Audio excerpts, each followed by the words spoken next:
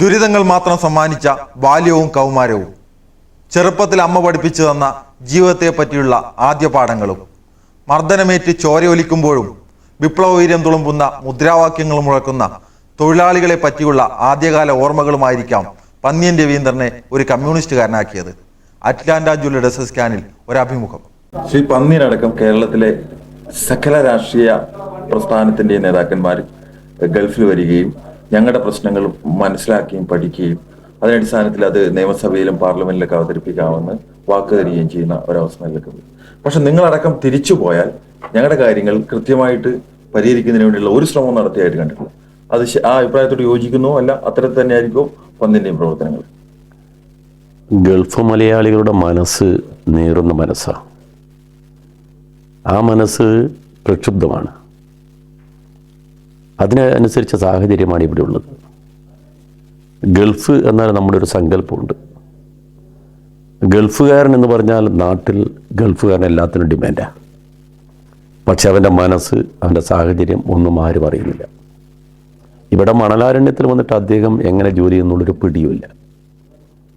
ഒന്നിവിടെ വരുന്നവർ പലപ്പോഴും ഒരു ചുഴിക്കകത്ത് പെടുക. ഇവിടെ വന്നാൽ തിരിച്ചു പോകാൻ പറ്റില്ല. കാരണം സ്റ്റാറ്റസിൻ്റെ പ്രശ്നമാണ്. മലയാളി എന്ന് പറഞ്ഞാൽ മലയാളിയുടെ മനസ്സ് ഒരു അന്തസ്സിൻ്റെ മനസ്സാണ്. ഒന്നും കഴിച്ചില്ലെങ്കിലും മലയാളി പറയും ഞാൻ നന്നായി കഴിച്ചു എന്ന് പറയുന്നൊരു പാരമ്പര്യ മലയാളത്തിൻ്റെ. അഭിമാനിയായ മലയാളി ഇവിടെ വന്ന് ഇവിടെ ജോലി ചെയ്ത് ഏത് പണിയും ചെയ്ത് ഒരു 4 കാശുണ്ടാക്കി നാട്ടിൽ വരിക. എനിക്ക് ഒരുപാട് പേരെ അറിയാം. ഒരുപാട് ഗൾഫുകാരുടെ പുസ്തകങ്ങൾ ഞാൻ വായിച്ചതാണ്. അടുത്ത കാലത്ത് എന്നെ ഏറ്റവും ആകർഷിച്ച ഗൾഫുകാരുടെ ഒരു പുസ്തകമാണ് കല്ലിവല്ലി എന്ന് പറഞ്ഞാൽ നവർമൈൻഡ് എന്ന് പറഞ്ഞാൽ ഒന്നും കാര്യമാക്കാനില്ല. ശരി, അവർക്കൊന്നും കാര്യമാക്കാനില്ല. ഗൾഫുകാരുടെ പ്രശ്നങ്ങൾ നമ്മുടെ നാട്ടിൽ നീറുന്ന പ്രശ്നമാണ്. ആ പ്രശ്നങ്ങൾക്ക് പരിഹാരം കാണാൻ വേണ്ടി അധികാര കേന്ദ്രങ്ങളിൽ ശക്തമായി എൻ്റെ കഴിവിനനുസരിച്ച് പ്രവർത്തിച്ചിട്ടുണ്ട്. അതിൽ ഞാൻ ചില നിർദ്ദേശങ്ങൾ വെച്ചിരുന്നു. ഒന്ന്, ഗൾഫിലെ ജനങ്ങളെന്ന് പറയുന്നത് അവരാണ് രാജ്യത്തിന് വേണ്ടി ഏറ്റവും അധികം സമ്പാദിക്കുന്ന ആളുകൾ. അവരിവിടുന്ന് ശമ്പളം വാങ്ങി നാട്ടിലേക്ക് പറഞ്ഞയക്കുന്ന നാടിൻ്റെ ജനങ്ങളെ രക്ഷിക്കുക മാത്രമല്ല, നാടിൻ്റെ സമ്പദ്ഘടനയിൽ ഒരു മാറ്റമുണ്ടാക്കാൻ പ്രധാനപ്പെട്ട ശക്തിയാണ് അവർ. ഞാൻ കഴിഞ്ഞ MP ആയതിനു ശേഷം ഞാൻ ഗൾഫിൽ വന്നു. ഇവിടെ വന്നിട്ടില്ല. ഗൾഫിൽ വന്നതിന് ശേഷം ഗൾഫ് മലയാളികൾ മിക്കവാറും ദിവസം എന്നെ ടെലിഫോൺ ചെയ്യും. ഒരു ദിവസം ഒരു സംഭവം ഉണ്ടായി. അവർ വിമാനയാത്രക്ക് ഗൾഫിൽ അബുദാബിയിലാണെന്നാണ് എൻ്റെ ഓർമ്മ. വിമാനത്താവളത്തിൽ വന്ന് അവർ വിമാനം പുറപ്പെടുവോ ഇല്ല ഒരു പിടിയുമില്ല. അവരിങ്ങനെ ത്രിശങ്ക് സ്വർഗത്തിലാണ്. അവരെന്നെ വിളിച്ച് വളരെ ബേജാറായി. ഞാൻ അപ്പോൾ തന്നെ അഹമ്മദിനെ വിളിച്ച് അഹമ്മദോട് ഞാൻ പറഞ്ഞ് എന്തെങ്കിലും ചെയ്ത് ഇവരെന്നെ അറിയിക്കണം. അവർക്ക് കുടിക്കാൻ വെള്ളം പോലും കൊടുക്കുന്നില്ല. ഈ സ്വകാര്യ മേഖലയിലെ വിമാന സർവീസുകളും നമ്മളെ സർവീസുകൾ അങ്ങനെ എയർ ഇന്ത്യ, ഇന്ത്യൻ എയർലൈൻസ്, അവരൊക്കെ തന്നെ ഒരു ചിട്ടപ്പടി പ്രവർത്തനം നടത്തുന്ന ആളുകളാണ്. അവർക്ക് മനുഷ്യൻ്റെ വികാരങ്ങളല്ല പ്രധാനം, അവർക്ക് അവരുടെ ജോലിയാണ് പ്രധാനം എന്ന് പറഞ്ഞാൽ അവർ തീരുമാനിച്ച തീരുമാനം നടപ്പിലാക്കും. ഞാൻ അപ്പോൾ വിളിച്ച് പറഞ്ഞപ്പോൾ ഉടൻ തന്നെ അഹമ്മദ് ബന്ധപ്പെട്ട് എന്നിട്ട് എന്നെ വിളിച്ചിട്ട് എന്നോട് പറഞ്ഞു, അതിന് ഞാനിപ്പോൾ പരിഹാരം ഉണ്ടാക്കിയിട്ടുണ്ട്. അവർക്ക് ആവശ്യമായ ഭക്ഷണവും സൗകര്യങ്ങളൊക്കെ കൊടുക്കും, രാവിലെ പുറപ്പെടും. അവർ വിളിച്ച് പറഞ്ഞ ആശ്വാസമായി. ഇതുപോലെ എത്ര കേസുകൾ ഇൻഡിവിജ്വലായിട്ട് വരുന്ന ഒരുപാട് കേസുകൾ എൻ്റെ അടുത്ത് വരും. എൻ്റെ അടുത്ത് വരുമെന്ന് പറഞ്ഞാൽ വ്യക്തിപരമായി പലരും എന്നെ അറിയുന്ന ആളുകൾ. എനിക്ക് ചിലപ്പോൾ അവരെ നേരിട്ട് അറിയില്ലെന്ന് വെച്ചോ, കാരണം ഫോണിൽ കൂടി വിളിക്കുമ്പോൾ നേരിട്ട് കാണുന്നില്ലല്ലോ. പക്ഷെ അവർ പറയുമ്പം അവരെ വികാരം എനിക്ക് ഉൾക്കൊള്ളാൻ കഴിയും. ആ വികാരത്തിനനുസരിച്ച ഒരുപാട് കാര്യങ്ങൾ ശ്രമിക്കാറുണ്ട്.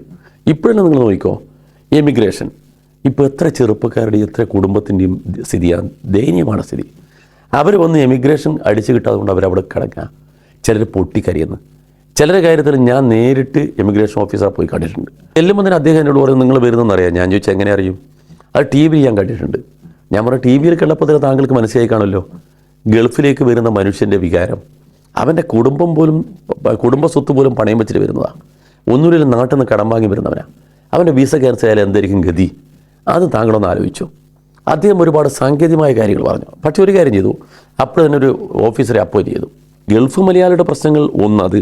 രണ്ടാമത്തെ എയർ ഇന്ത്യ എന്തൊരു ക്രൂരതയാണ് കാണിക്കുന്നത്. നമ്മുടെ വിമാന സർവീസിൽ ഇവിടെ നിന്നാണോ ലാഭം കൊയ്യേണ്ടത്? ഈ പാവപ്പെട്ട മനുഷ്യർ ചൂഷണം ചെയ്താണോ? അത് ശരിയാണോ? അവർക്ക് ലാഭം കൊയ്യാൻ മേഖല ഒരുപാടുണ്ടല്ലോ. ഇവിടെ ഞാൻ വരുമ്പോൾ തന്നെ വിമാനത്തിൽ ഞാൻ ഗൾഫ് എയറിൻ്റെ വിമാനത്തിലാണ് വന്നത്. അവിടെ എക്കണോമി ക്ലാസ് ഫുള്ളാണ്. പക്ഷേ അവിടെ എക്സിക്യൂട്ടീവ് ക്ലാസ്സിൽ ആളുകളില്ല. എന്തതിനർത്ഥം? ഇവിടെ വരുന്നതിൽ മഹാഭൂരിപക്ഷം മലയാളികളും അവരെങ്ങനെയെങ്കിലും സാധാരണക്കാരാണ്, അവരെ ജീവിച്ചു പോകാൻ വരുന്ന ആളുകളാണ്. അത്തരം ആളുകളെ ചൂഷണം ചെയ്തുകൊണ്ട് കാശുണ്ടാക്കാൻ പോകുന്നത് ക്രൂരതയല്ലേ? ആ ക്രൂരതയിലെ കാണിക്കുന്നത്, ആ ക്രൂരതയ്ക്ക് പരിഹാരം ഞങ്ങൾ പാർലമെൻറ്റിൽ പലപ്പോഴും പറഞ്ഞു. ഇനി ഇത്തവണ പാർലമെൻറ്റ് സെഷൻ വരുന്നുണ്ട്, അപ്പോൾ ഒന്നുകൂടി നമ്മൾ ശ്രമിക്കും. ശ്രമം നടത്താതെ കൊണ്ടല്ല, നിങ്ങളങ്ങനെ ധരിക്കരുത്. ദേവിയത് നമ്മളെ ആത്മാർത്ഥത നിങ്ങൾ ചോദ്യം ചെയ്യുന്ന രീതിയിൽ നിങ്ങൾ ചിന്തിക്കരുത്. കാരണം അവിടെ നടക്കുന്നത് ഈ എയർ ഇന്ത്യ എന്ന് പറയുന്നത് നമ്മുടെ ഗവൺമെൻറ്റിനെ പലപ്പോഴും നിയന്ത്രിക്കാൻ പറ്റാത്തൊരവസ്ഥ പോലെ ഉണ്ട്. ഒന്ന്, മന്ത്രിമാരായിരുന്ന ആളുകൾക്ക് കമ്മിറ്റ്മെൻ്റ് ഉണ്ട്, പക്ഷേ ആ കമ്മിറ്റ്മെൻ്റ് അനുസരിച്ച് അവർ പ്രവർത്തിക്കണം. ഈ ഗൾഫ് മലയാള കൂട്ടത്തിൽ താങ്കൾ പറഞ്ഞ പോലെ വരേണ്യന്മാരുണ്ട്, ആ കൂട്ടത്തിൽ OBC ഉണ്ട്, ആ കൂട്ടത്തിൽ ഷെഡ്യൂൾഡ് കാസ്റ്റ് ഉണ്ട് എന്ന് പറഞ്ഞാൽ ജാതീയമായിട്ടല്ല ഞാൻ പറയുന്നത്, കാറ്റഗറി ബേസിൽ പാവപ്പെട്ട ആളുകളാണ് കൂടുതൽ. എൻ്റെ കണക്കനുസരിച്ച് ഒരു 60% വളരെ പാവപ്പെട്ടവരാണ്, ഒരു 20% കുറച്ച് ഭേദപ്പെട്ട ആളുകളായിരിക്കും. കഴിച്ച് ബാക്കി വരുന്ന ഒരു 10% കാണും കുറച്ചുകൂടി ഈ വരേണ്യവർഗം എന്ന് പറയുന്നത്. അത് പ്രമാണിമാരായ ആളുകൾ വളരെ ചുരുക്കം ആളുകളാണ്. അവരെ വെച്ചുകൊണ്ട് ഗൾഫിനെ ഇളക്കാൻ പറ്റുമോ? NRI വിദ്യാർത്ഥികളുടെ പ്രശ്നം, NRIക്കാരുടെ വിദ്യാർത്ഥികളുടെ പ്രശ്നം ഇവിടെ നിന്ന് പറഞ്ഞു. എന്തായാലും ഇടതുപക്ഷ ജനാധിപത്യ മുന്നണിയുമായി ബന്ധപ്പെട്ട് ആ കാര്യത്തിൽ എന്താ ചെയ്യാൻ പറ്റും നോക്കും. ഗൾഫ് മലയാളിയുടെ പ്രശ്നം എന്ന് പറയുന്നത് നമ്മുടെ പ്രശ്നം തന്നെയാണ്. ഇപ്പം എൻ്റെ മകൻ ഗൾഫിലുണ്ടല്ലോ, എൻ്റെ മകൻ ഗൾഫിൽ ഒരു കടയിൽ ഇപ്പം ജോലിക്ക് അവൻ എത്ര ശമ്പളം കിട്ടുമെന്ന് ഞാനിതുവരെ ചോദിച്ചിട്ടില്ല. ചോദിച്ചാൽ തന്നെ അത് ചിലപ്പോൾ അവൻ്റെ ഒരു അഭിമാന പ്രശ്നമായിരിക്കും. കാരണം കിട്ടുന്ന കാശ് കുറച്ച് കാശ് ഇപ്പോൾ വീട്ടിൽ തരുന്നുണ്ട്. അത് എന്താ അവൻ്റെ സ്ഥിതി എന്നുള്ളതിനെ പറ്റി എനിക്ക് വലിയ പിടിയില്ല. ഇതാ ഓരോരുത്തരുടെ സ്ഥിതി. ഇവിടെ സ്ഥിതി എന്താ, വരുന്ന ആളുകളുടെ സ്ഥിതി എന്താ? അപ്പോൾ അങ്ങനെയുള്ള മനുഷ്യരുടെ പ്രശ്നങ്ങൾ അതീവ ഗുരുതരമാണ്, ഗൗരവതരമാണ്. ആ പ്രശ്നങ്ങൾ അടിയന്തരമായും പരിഹാരമർഹിക്കുന്നതാണ്. അതിൽ പരമാവധി പരിശ്രമിക്കാൻ ഞാനൊരു MP എന്ന രീതിയിൽ എൻ്റെ കഴിവനുസരിച്ച് പരിശ്രമിക്കുമെന്ന് ഞാൻ ഉറപ്പ് നൽകുക. ഉറപ്പെന്ന് പറഞ്ഞാൽ വെറും ഉറപ്പല്ല. നിങ്ങൾ സാധാരണ പറയും, ഒരു നാട്ടുമ്പുറത്തൊരു ചൊല്ലുണ്ട്, ആന കൊടുത്താലും ആശ കൊടുക്കരുതെന്ന്. ഇത് ആശ കൊടുക്കലില്ല, നിങ്ങൾ ഒരാളായി നിങ്ങളെപ്പോലെ എൻ്റെ കഴിവിനനുസരിച്ച് പ്രവർത്തിക്കുമെന്ന് വാക്കായിരുന്നു. കുറച്ച് വ്യക്തിപരമായ ചോദ്യങ്ങളിലേക്ക് കിടക്കാം. ഒരു ബീഡി തുറപ്പുകാരനായിട്ടാണ് ജീവിതം തുടങ്ങിയതെന്ന് വായിച്ചിട്ടുണ്ട്. നാട്ടുകാരനായതുകൊണ്ട് തന്നെ കുറച്ചൊക്കെ മനസ്സിലായിട്ടുണ്ട്. അതിൽ നിന്ന് ഇന്ത്യയിലെ പരമോധികാര നിയമനിർമ്മാണ സഭയായ പാർലമെന്റിലേക്ക് എത്താനുണ്ടായ ഒരു വളർച്ചയുണ്ട് പന്നിന്. അത് ഘട്ടംഘട്ടമായ വളർച്ചയാണ്. എങ്ങനെയാണ് അതിനെ പിറകോട്ട് തിരിഞ്ഞു നോക്കുമ്പോൾ നോക്കി കാണുന്നത്? ഞാനൊരു ബീഡി തൊഴിലാളിയുടെ വികാരം, ഒരു തൊഴിലാളിയുടെ വികാരം ഇപ്പോൾ മനസ്സിൽ കൊണ്ടു നടക്കുന്നതാണ്. എന്നെ ഞാനാക്കിയത് എൻ്റെ പ്രസ്ഥാനം. ഒരു ബീഡി തൊഴിലാളിയായി എന്നെ രാജ്യത്തിലെ പരമാധികാര സഭയിൽ അയച്ച എൻ്റെ പ്രസ്ഥാനമാണ്. ആ പ്രസ്ഥാനമാണ് എൻ്റെ എല്ലാം. എൻ്റെ ജീവിതം പ്രസ്ഥാനവുമായി ബന്ധപ്പെട്ടതാണ്. കാരണം ചെറുപ്പത്തിൽ ഞാൻ സ്കൂളിൽ പഠിക്കുമ്പം കാണുന്നത് എൻ്റെ നാട്ടിലെ കൈത്തറി തൊഴിലാളികൾ നടത്തുന്ന സമരമാണ്.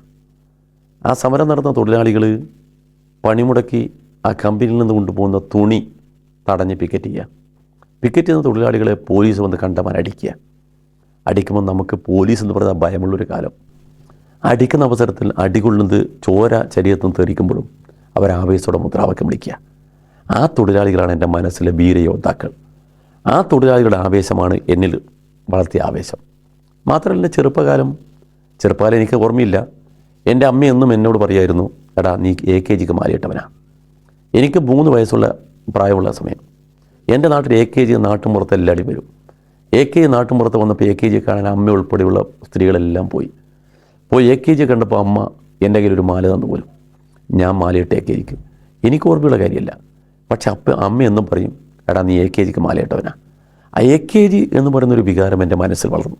AKG ആരാ? AKG കമ്മ്യൂണിസ്റ്റുകാരനായ AKG ആണ് നമ്മളെപ്പോലെ പാവപ്പെട്ടവർക്ക് വേണ്ടി പോരാടുന്നത്. എൻ്റെ സ്ഥിതി അറിഞ്ഞാൽ രാവിലെ വീട്ടിൽ നിന്ന് വിശേഷിച്ച് ഒന്നും ഉണ്ടാവില്ല. എന്തെങ്കിലും കഴിച്ച് പോവും. ഉച്ചയ്ക്ക് ഭക്ഷണം ഉണ്ടാവില്ല. എൻ്റെ സ്കൂളിനടുത്ത് ഒരു കൊല്ലൻ്റെ കടയുണ്ട്. കൊല്ലൻ എന്ന് പറഞ്ഞാൽ തീപ്പരി പാറുന്ന കൊല്ലൻ. ആ കൊല്ലൻ്റെ കടയിൽ പോയി ഞാൻ ചിലപ്പോൾ രാവിലെ ചെല്ലുമ്പം അമ്മ ഒരരയാണ് തരും. അതിന് ഉണ്ടക്കായ് വാങ്ങും. ഉണ്ടക്കായ് എന്ന് പറഞ്ഞാൽ ഇപ്പോൾ വലിയ പിടി ഉണ്ടാകുന്നില്ല, ബോണ്ട പോലുള്ള സാധനം. ഒരു ഉണ്ടക്കായ് എന്നാലും മതി. ചിലപ്പോൾ രാത്രി കുറച്ച് കഞ്ഞി ഉണ്ടാവും. നമ്മളെ വീട്ടിൽ അത്ര കട്ടപ്പാടായിരുന്നു. അച്ഛൻ 13 വയസ്സിൽ മരിച്ച്. പിന്നെ ഒരു ഗതിയില്ലാതപ്പോഴാണ് ഞാനീ പഠിച്ചുകൊണ്ടിരിക്കും ബീഡി തിരക്കാൻ പോയത്. ബീഡി തിരക്കാൻ പോയപ്പം ബീഡി കേന്ദ്രം എനിക്കൊരു വലിയ പഠന കേന്ദ്രമായിരുന്നു. കാരണം അവിടെ നിന്നാണ് ഞാൻ ലോകത്തെക്കുറിച്ചറിഞ്ഞത്, അവിടെ നിന്ന് ആ പ്രസ്ഥാനങ്ങളെക്കുറിച്ചറിഞ്ഞത്. പിന്നെ ചെറുപ്പത്തിലെ എൻ്റെ അമ്മയുടെ മനസ്സിലൊരു മോഹമുണ്ടെന്ന് എനിക്ക് തോന്നുന്നു. അമ്മ എപ്പോഴും എനിക്ക് അക്ഷരം കൂട്ടി വായിക്കാൻ ശരിക്കും പരിചയപ്പെടുന്ന അമ്മയാണ്. അമ്മക്ക് സംസ്കൃതമൊക്കെ അറിയായിരുന്നു. അതുകൊണ്ട് നമ്മുടെ സംസ്കൃത കാവ്യങ്ങളെക്കുറിച്ചും എന്നെ ഒന്ന് പരിചയപ്പെടുത്തിയ അമ്മയായിരുന്നു. അമ്മ പറയും, അവിടെ നമ്മുടെ കക്കാട് ഒരു വായനശാലയുണ്ട്. വായനശാല അമ്മ പറഞ്ഞേക്കും പുസ്തകം എടുക്കാൻ. അമ്മ സെലക്ട് ചെയ്യുന്ന പുസ്തകങ്ങൾ ദേവിൻ്റെ പുസ്തകമായിരിക്കും, വർക്കിൻ്റെ പുസ്തകമായിരിക്കും, അതുപോലെ ചെറുകാടിൻ്റെ പുസ്തകമായിരിക്കും.